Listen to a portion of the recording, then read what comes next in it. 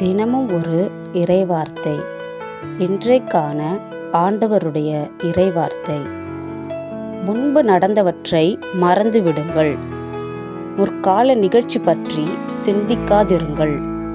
இதோ புதிய செயல் ஒன்றை நான் செய்கிறேன், இப்பொழுதே அது தோன்றிவிட்டது. எசாயா 43:18.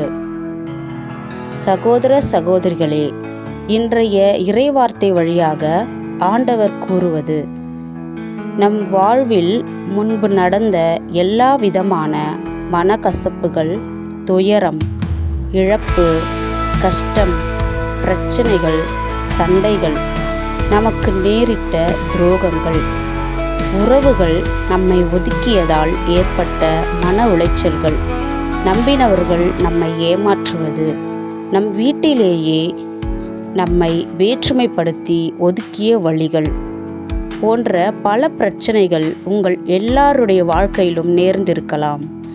ஆண்டவர் கூறுகிறார்: முன்பு நடந்த எல்லாவற்றையும் மறந்து விடுங்கள். முன்பு நடந்த நிகழ்ச்சி பற்றி சிந்திக்காதீர்கள்.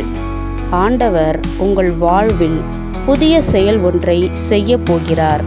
அந்த நன்மையை ஆண்டவர் இந்த நொடி பொழுதிலிருந்து தோன்றிவிட்டது என்கிறார். அல்லேலூயா.